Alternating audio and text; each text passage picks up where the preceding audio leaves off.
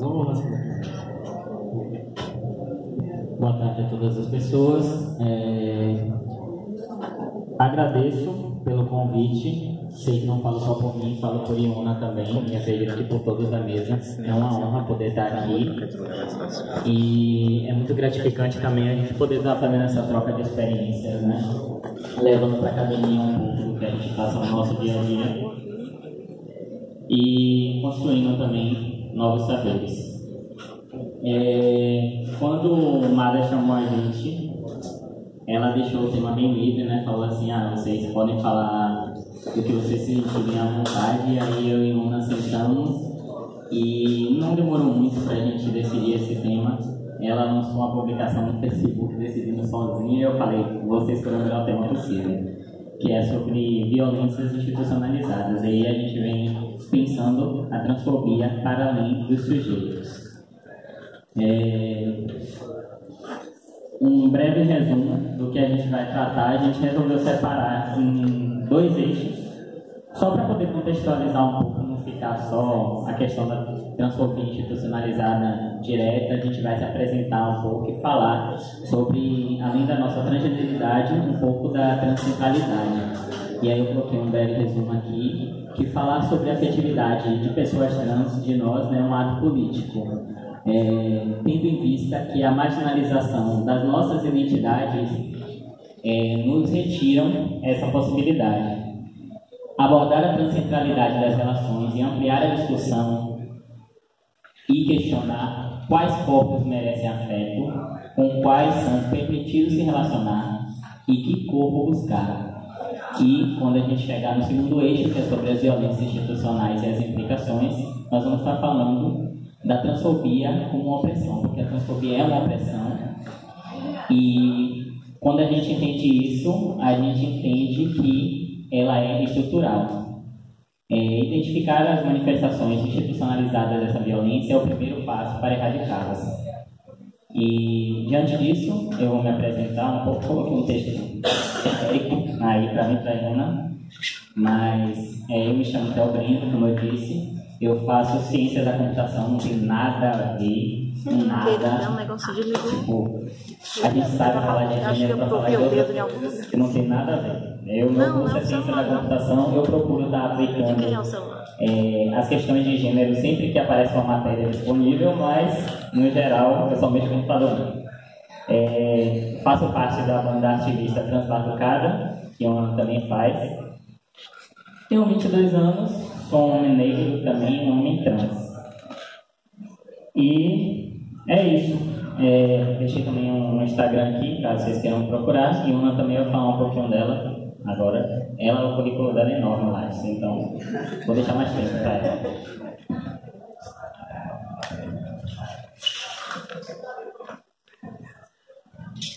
Eu sou cantora, compositora, ativista, escritora.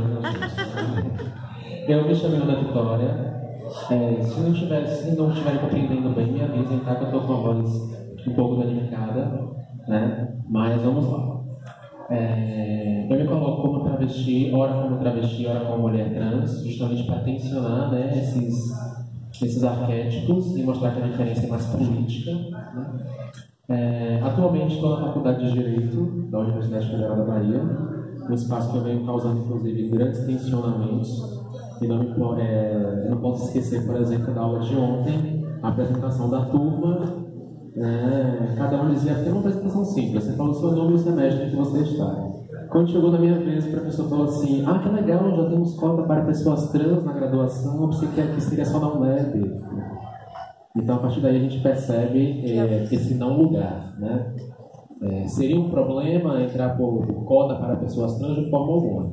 Torna-se um problema quando a ocupação desse espaço só se dá através desse pensamento, dessa medida, né? Então é a partir desse não lugar que eu me coloco na universidade e venho tensionando os espaços de poder, né, dentro desse privilégio de ocupação, porque estar na universidade é um privilégio, como já foi dito aqui, estar no mercado formal de trabalho é um privilégio, e aí, na medida que eu vou me inserindo nesses espaços, eu vou tensionando justamente a institucionalização da violência, que é o que nós vamos abordar aqui nesse slide. Tá? Nós decidimos unificar as falas, então a gente vai passando os slides e vamos intercalando na medida em que julgarmos conveniente. Bom, eu falei um pouquinho brevemente sobre mim, Ana sobre ela, e agora nós vamos falar um pouquinho sobre nós, porque nós somos um casal como a gente costuma chamar de transcentrado, que é um relacionamento feito entre pessoas trans, certo? E a gente vai falar um pouquinho sobre isso, explicar um pouquinho sobre isso para vocês. E assim, eu estava procurando onde falei, porque é uma frase legal, um textinho legal para definir qual é o primeiro pensamento das pessoas quando a gente fala que é um casal trans, né? E aí eu achei essa que me contempla bastante, que fala: e aqueles que foram vistos dançando foram julgados insanos por aqueles que não podiam escutar a música, que é de Nietzsche. E a gente veio falar um pouquinho da música aqui para vocês entenderem isso. Bom, eu e Una somos um leque, e aí está o título, um leque de possibilidades, né? Nossa existência é um leque de possibilidades, e aí a gente vai apresentar essas possibilidades para vocês. Só para situar vocês, eu sou deficiente visual, tá, gente? Eu tenho visão subnormal, então até vai estar me auxiliando aqui com os slides. Mas sempre que a gente costuma abordar a centralidade das relações, a gente traz o beabá do gênero, né? Para permitir que algumas das categorias de análises que utilizamos sejam melhor compreendidas. Então é fundamental que a gente perceba algumas distinções aqui de alguns conceitos que são muito próximos. Por exemplo, gênero e identidade de gênero. Basicamente, tá, de maneira bem simples, gênero é um construto social. É toda a expectativa social, cultural que foi construída para os corpos, né? E como à época eram lidos de maneiras binárias, macho, fêmea, temos homem e mulher a priori. Já a identidade de gênero é um fenômeno psicossocial. É como que essa subjetividade, trocando experiências com agentes internos e externos, tendo como referencial a cultura, os modelos estabelecidos, se identifica, se reivindica e se torna inteligível dentro desse sistema. É o quem sou eu, é como eu me percebo na medida em que me construo. Temos sexo, corpo e expressão, que a gente coloca essas três categorias aqui para a gente entender, para a gente desnaturalizar, desbiologizar a ideia de corpo, né, que alguns autores, sobretudo os pós-estruturalistas, e eu vou trazer Butler como a primeira, assim, talvez, que ela fala que até o próprio corpo é uma construção social, na medida que temos o ideal de corpo perfeito, corpo desejável, né? O que nós temos, na verdade, é um aparato biológico, né, que o discurso biomédico chama de sexo, que se dá por alguns agentes endógenos, só que esse aparato biológico ele é transformado em corpo na medida em que nos socializamos e que tomamos conhecimento dos modelos, dos padrões. Então o próprio corpo aqui passa por um processo de estilização, de performance, e é aí que já entra já a expressão de gênero, né? Que é como que essa subjetividade, essa identidade se expressa. Então tem essa distinção aqui, e a gente coloca sexualidade e afetividade justamente para trazer uma ruptura no senso comum que coloca gênero e sexualidade no mesmo saco, tá? Encarando muitas vezes a mulher trans como o super viado e o homem trans como um sapatão mais afetado, quando na verdade a própria multiplicidade das existências trans contrariam isso, porque sem uma visão transfóbica, eu que sou uma mulher trans, na verdade sou homem, mas eu sou uma mulher trans lésbica, eu me relaciono com mulheres, eu não poderia ser viado para começo de conversa, né? No ponto de partida deles. Então a própria diversidade no meio trans vai quebrar esses juízos de valor e vai mostrar como que, embora a identidade de gênero e sexualidade se relacionem de maneira sinérgica, elas não são consequências, né? E vale ressaltar que pessoas trans podem ter quaisquer sexualidades. No caso, nós somos um casal trans, heterossexual, porque eu sou uma mulher trans, estou com um homem trans, tá? Então é mais esse parecer inicial aqui que Theo muito bem sintetizou com a frase que ele colocou ali. Se quiser ler, inclusive. Não, só deixei aquele recadinho, né? Que a gente tem que utilizar o nosso corpo e a nossa mente sem restrições, livres, né? Porque não há direito que possa cercear alguém de existir no mundo, sabe? E nosso corpo, sendo político, nós temos várias possibilidades infinitas de exercer essa liberdade. E aqui eu trouxe os 3 postulados de Ana Vitória.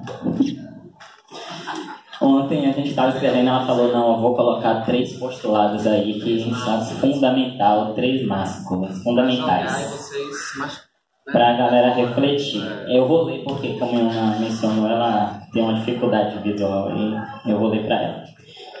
Não há fator endógeno que, isolado de fatores exógenos, determine a identidade dos sujeitos. Aí temos aqui que identidade de gênero é um fenômeno psicossocial.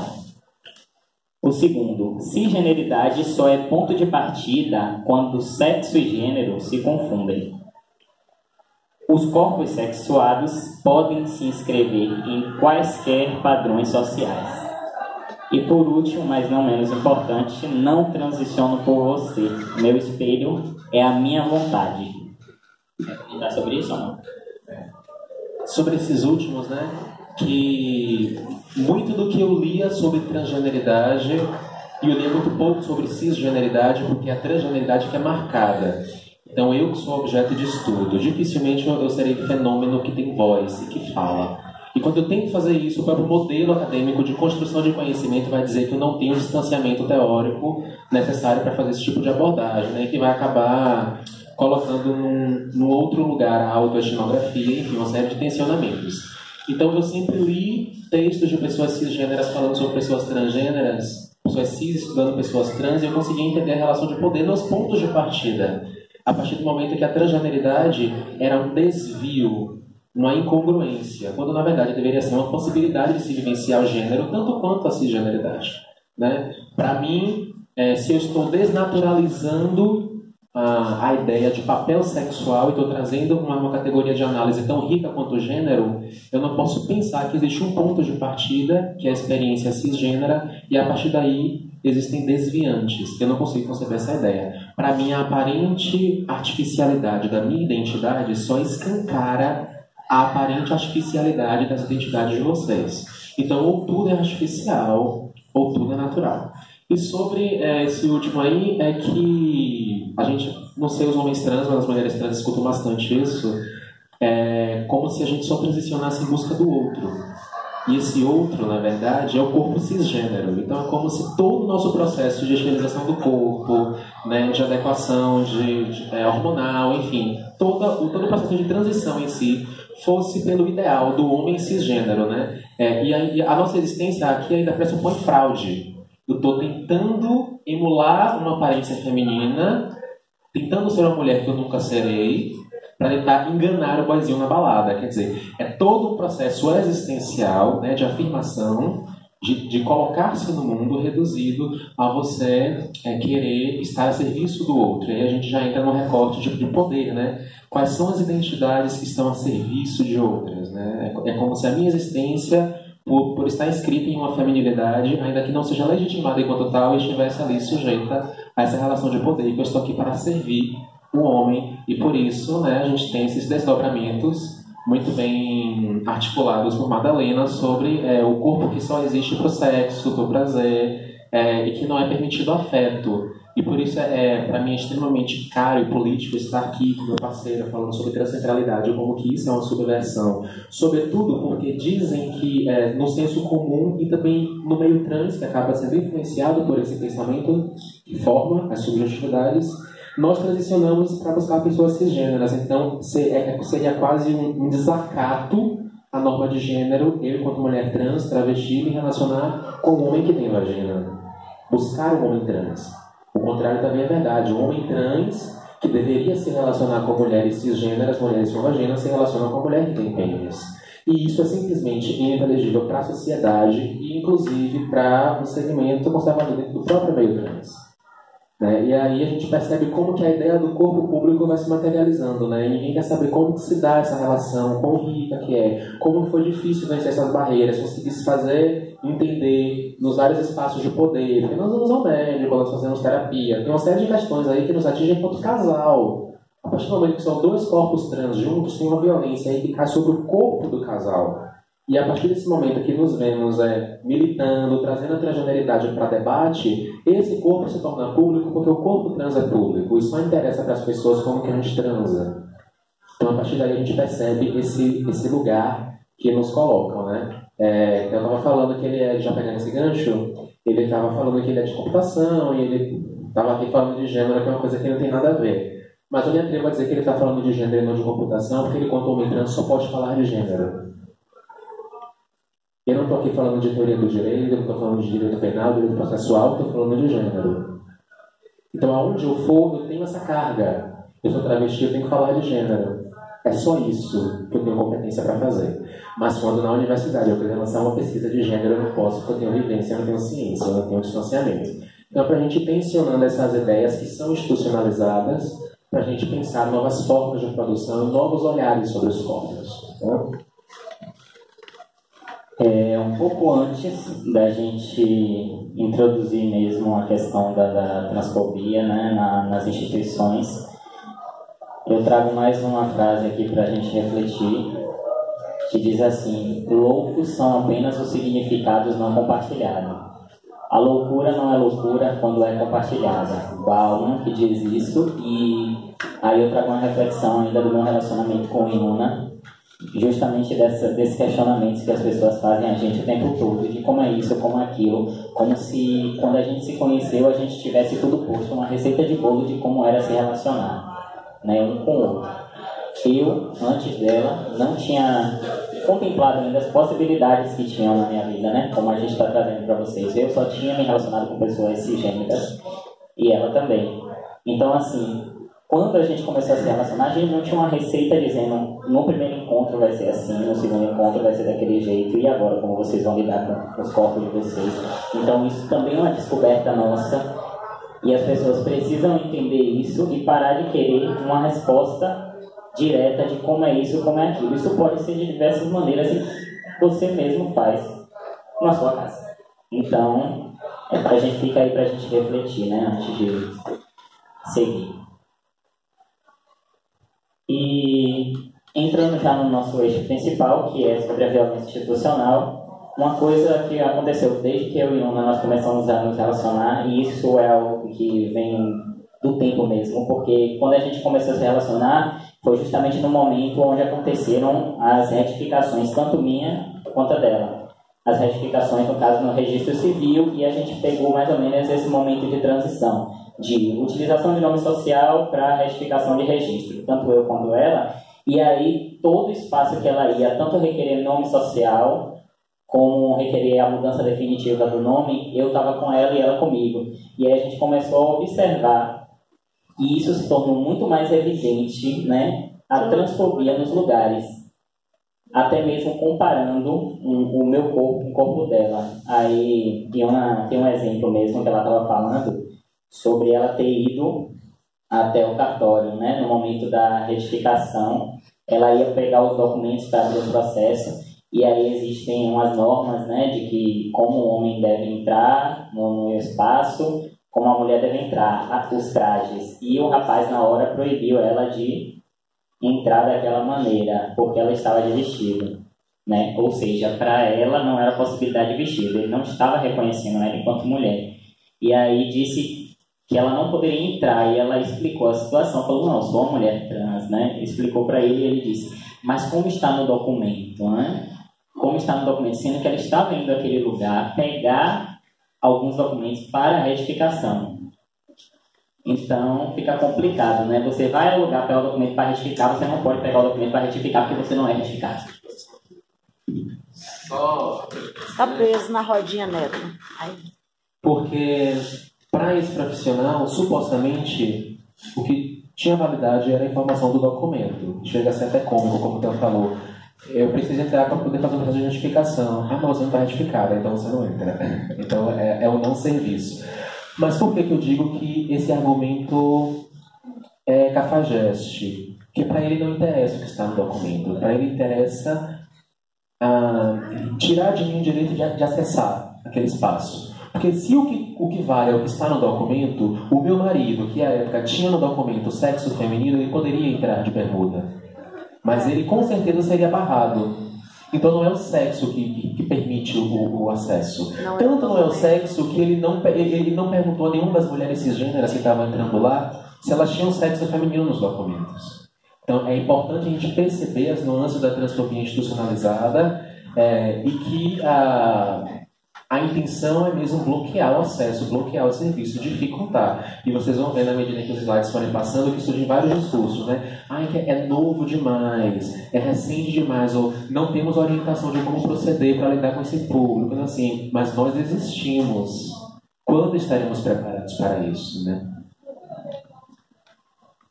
E é justamente esse tipo de vivência, né, de um estar lá no cartório e falar, olha, Theo, ele não deixou eu entrar por causa disso e disso e disso. E aí eu pegava e falava, ele não deixou você entrar, então eu tô indo aí para ver se ele deixa eu entrar. Porque assim, se você não pode entrar, eu posso entrar como eu quiser.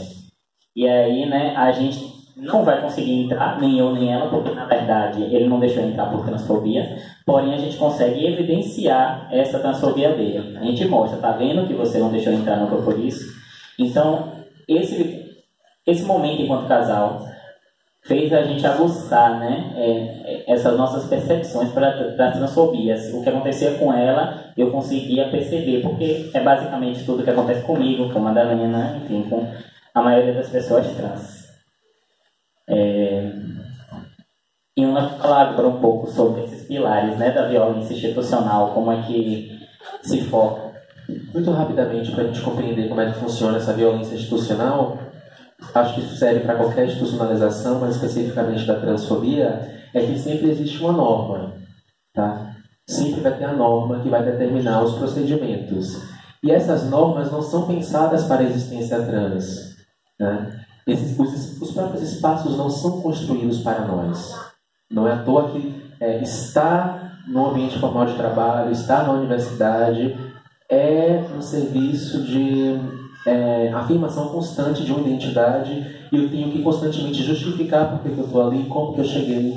Então, a gente tem que compreender que existe essa norma, existe o juízo de valor, que vai direcionar os pensamentos, as ações, as atitudes, e a norma com juízo de valor vai dar na conduta, né, que vai gerar o desdobramento mais evidente, que é aquela transfobia que a gente não consegue contestar, digamos assim, né, que é a ação de expulsar, a ação de restringir o acesso, mas é importante compreender que há também o teor transfóbico nas normativas, e no que está por trás das normativas, e que esses itens se retroalimentam, né? Um depende do outro, para que esse sistema institucional de poder exista, e ele existe porque ele vai beneficiar todas as identidades que se constroem através da diferença, todos aqueles que não são transgêneros, para que esses acessos para eles cheguem como privilégios, tá? Esse slide ficou um pouquinho desconfigurado. Ao invés de ficar para cima, a gente separou 3 eixos assim na horizontal, que representa a trajetória da transfobia institucionalizada nos espaços de socialização. Bem o que Madalena falou, né? E o que a gente estava pensando aqui antes. Qual é esse processo que leva à exclusão das pessoas trans, né? A gente separou os 3 principais eixos, que seria a educação, né, em forma do primeiro núcleo que a gente tem contato, né, de formação, que é a família, e a escola, posteriormente a universidade.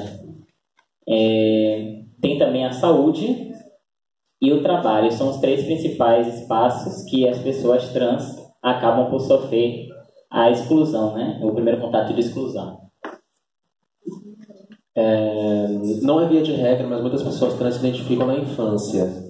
Imagino que é você ficar uma tarde inteira sem fazer xixi e cocô porque você tem medo de ir ao banheiro. Imagino que é você ouvir do coleguinha coisas terríveis sobre sua existência e você não pode se dirigir à direção porque a própria direção não vai compreender as suas demandas existenciais. E ela vai dizer que não compreende porque não teve formação adequada para isso.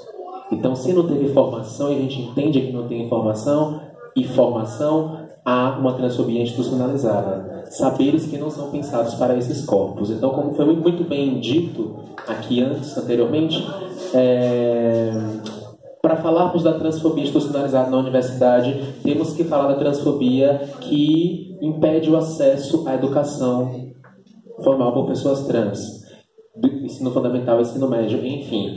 Na saúde, a gente teria que tema para fazer um TCC, né? Que a gente, como casal trans, estamos indo em consultas a todo momento, e é incrível como o biopoder é extremamente biologizante. Eles não conseguem conceber a ideia de um homem que virou uma mulher que virou um homem, que esses corpos se relacionam, tá? E quando o assunto vem para o casal, aí se torna mais complexo ainda, que já é difícil compreender a individualidade. Quando você junta, é mais complicado ainda, porque os nossos corpos são potentes, temos várias possibilidades. A gente querendo ou não, temos possibilidades. As pessoas começam a questionar. Questão de gestação, por exemplo. Temos plena capacidade. Ele pode gestar uma criança, fruto de uma relação nossa, uma criança código nosso, né? Só que a medicina simplesmente não consegue compreender que ele seria o pai, embora eu estivesse gestando, e que eu seria a mãe, embora eu não estivesse gestando, né? E não temos uma estrutura para lidar com o gestante, né? E com a mãe que não é gestante, a menos que ela seja mãe socioafetiva, né? E isso se dá, inclusive, em desdobramentos na retificação, no registro da criança. Teve um caso recentemente de uma mulher trans que foi impedida de registrar o seu filho, que é filho dela, com sua parceira cisgênera.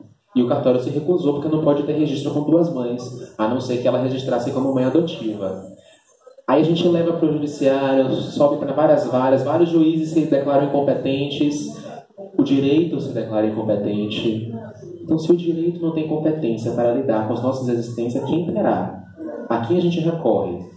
Né? Então fica esse desdesejo de você querer pensar em políticas, pensar em ocupações, porque nenhum espaço parece se interessar por isso. A indústria farmacêutica não está preocupada com nossos corpos. Vocês fazem transição hormonal, pensam. Fazemos transição hormonal tomando medicamentos feitos para corpos cisgêneros. Eu tomo anticoncepcional. Se eu tiver um pouco mais de dinheiro, eu tomo repositor hormonal para mulheres cis na menopausa. E talvez agora que estejam pesquisando interação medicamentosa no meu corpo. Sendo que, em algum estágio, uma pessoa trans teve que ensinar para um profissional da saúde a como tratar esse corpo. E agora é como se fosse o contrário, né? É o médico que vai determinar quem é trans, quem se harmoniza, quem não se harmoniza. Até usa remédios que inicialmente eram para pessoas com hipogonadismo, homens cisgênero com hipogonadismo, e que foi apropriado pelos fisiculturistas, porque eles podem promover modificações em seus corpos através de hormônios, TEL não.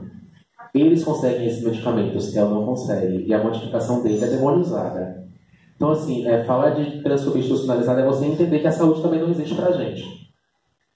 Ou a gente começa a se harmonizar clandestinamente, né? Ou a gente não existe, ou existe uma fila de espera de 2 anos, porque um expert em gênero tem que falar que você é trans de verdade, você tem um diagnóstico de disforia de gênero, incongruência de gênero, que é delicado porque pressupõe congruência, né? Aquela ideia do desvio, o anormal. Então você tem que esperar que o corpo cisgênero lhe dê autorização para que você tenha acesso a esses benefícios. E ainda assim, acesso com o endocrinologista que não vai lhe dar os medicamentos, você que se liga para comprar. E se não for nos laboratórios transexualizadores, nos espaços especializados, a gente não tem atendimento. Porque nós já tentamos ir em médicos fora dos ambulatórios, eles falam, não posso atender vocês para não ter informação para isso. Eu não sei nem lidar com esse corpo. E é assim que acontece, eles não atendem. Então é como que a nossa população está desassistida em todos os ambientes. E no trabalho também não é diferente. Eu tive agora uma grande luta, que o meu trabalho não estava entendendo a diferença de nome social e nome civil. Engraçado que eu passei a vida inteira buscando implementar a política do nome social no trabalho, que existia, mas de maneira incompleta, e eles se recusaram. Quando eu retifiquei, eles não entenderam que era retificação e mudaram como nome social. Né? Só que a gente vai falar sobre isso mais à tarde. É isso, né? Eu e o Ona estávamos conversando até um dia desse sobre isso. Eu uma vez fui no endócrina, que faz um tempão atrás, acho que uns 3 anos. E aí sentei nela, na época eu não tinha achado acompanhamento nenhum, então eu comecei por conta, comecei a tomar os hormônios por conta, e cheguei nela num dia de mutirão, e o pessoal falou um dia antes, vai ter um mutirão, vai ter endócrino. Eu falei, pronto, é lá que eu vou. Peguei minha caixinha de hormônio, joguei na mesa dela e falei, tô tomando, e aí? Você pode reduzir os danos de alguma maneira, me falar os exames que eu faço em casa mesmo sozinho, eu faço a leitura, se você não quiser atender, né? Porque é assim, infelizmente. E aí ela, endócrina, e ela não somente era endócrina, como ela era metabologista. Ela trabalhava justamente com hormonioterapia. Só que ela só pensava na questão cisgênera. Quando eu falei, eu me coloquei ali, né? Enquanto o corpo que precisava de ajuda, ela falou que não sabia como lidar com os nossos corpos. Aí eu pergunto, qual é a diferença do meu corpo para o corpo de alguém que ela já atendeu? Independente da genital, de se ela atendeu uma mulher cis, se ela atendeu um homem cis, meu corpo pode ser politicamente diferente, mas a minha estrutura, qual a diferença? Qual a dificuldade dela atender? E né? o trans é isso que parece não humano muitas vezes, com a formação de endocrinologista, não vai permitir que ele consiga dar uma assistência mínima. Né? E a gente estava se questionando isso, né? Assim, só para deixar aqui, uma começou a falar sobre isso aí, achei importante lembrar desse fato que ocorreu. A gente vai falar agora um pouco sobre a redução de danos, né? A gente sabe que tem essa transfobia institucionalizada, e aí a gente precisa demarcar essas nuances das transfobias nas instituições, né? Para poder lidar com elas. E Ona falou agora há pouco sobre a questão da confusão de nome social com o nome de registro civil. E aí eu coloquei aqui bem, né, evidente, retificação no registro civil não é nome social, certo? O nome social é aquele que a pessoa que não quer ou não pode mudar o nome, não